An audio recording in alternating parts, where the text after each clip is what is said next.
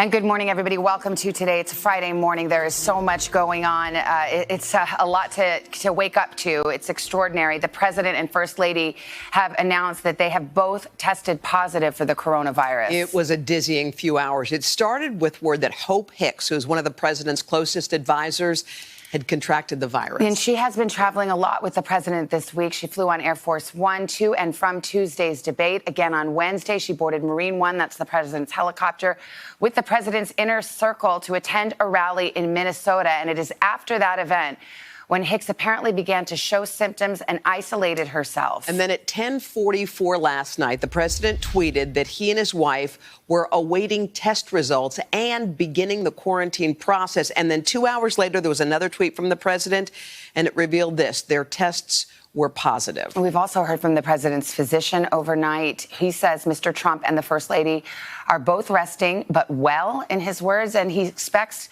the president to continue carrying out his duties without disruption while recovering. We have a lot to walk you through. Everything we know, the concerns for the president's health and the impact on the country, on the economy, and also on the campaign. Let's get started with the White House. NBC's Peter Alexander is there. Peter, good morning to you.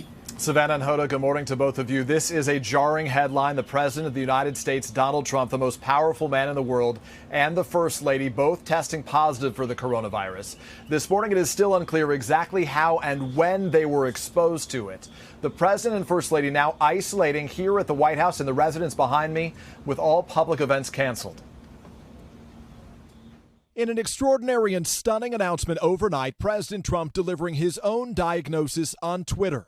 Tonight, the First Lady and I tested positive for COVID-19. We will begin our quarantine and recovery process immediately. We will get through this together. Melania Trump with a tweet of her own: "We are feeling good and I have postponed all upcoming engagements." The president's physician reporting President Trump is well, but did not indicate whether the president was experiencing symptoms, saying the president and Mrs. Trump plan to remain home within the White House during their convalescence, adding, "Rest assured, I expect the president to continue carrying out his duties without disruption while recovering." Still, the announcement throwing the future of the country's leadership into uncertainty. Late Thursday, the president speaking by phone to Fox News, confirming that one of his closest advisors, Hope Hicks, had become infected by the virus. She tested positive. She's a hard worker, a lot of masks. She wears masks a lot, but she tested positive. And revealing that he and the First Lady were awaiting their own coronavirus test results. I just went out with a test. I'll see what, because we spent a lot of time, and the First Lady just went out with a test also.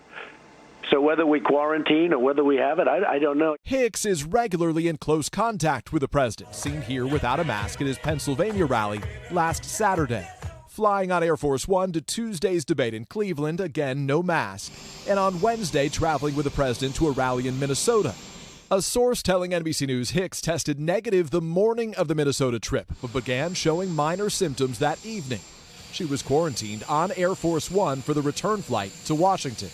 The president suggesting service members and law enforcement officials may have given her the virus. It's very, very hard when you are with people from the military or for law enforcement, and they come over to you and they want to hug you and they want to kiss you because we really have done a good job for them. And you get close and things happen. In a pre-recorded speech to the Al Smith charity dinner Thursday, President Trump contradicted his own public health experts, insisting the virus would soon be in the rearview mirror. The end of the pandemic is in sight. The president, who's been reluctant to embrace social distancing and masks, at the debate just days earlier, saying this. Look, I mean, I have a mask right here. I put a mask on, when I think I need it.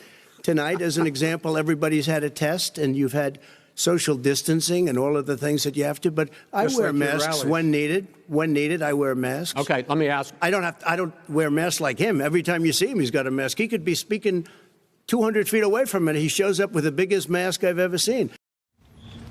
Overnight, we heard from the Vice President, Mike Pence. The last time we know that he and President Trump were together was this past Tuesday, 48 hours before the president tested positive. The two were in the Oval Office together. The Vice President and his wife on Twitter sending their love and prayers to the president and first lady. Savannah and Hoda? Peter, let's talk about the testing because there is frequent testing at the White House for anybody who is around the president, and presumably that took place this week. Hope Hicks reportedly had a negative test Tuesday and Wednesday, but then positive on Thursday. How would this have shaken out? Well, you're right. So we are told that all senior staff, those who are with the president most frequently, that they are tested every day, as well as guests who are going to be in close contact with him for an event or whatever other meetings he may be hosting. At this point, we do not know whether any other staffers besides Hope Hicks are currently infected right now. As for the president's day-to-day, the only remaining item on his schedule, according to the White House, is a phone call on COVID-19 support to vulnerable seniors. Savannah and Hoda. All right, Peter, thank you. There's a lot to unpack there. There's a medical story. There's a politics story. There's a national security story.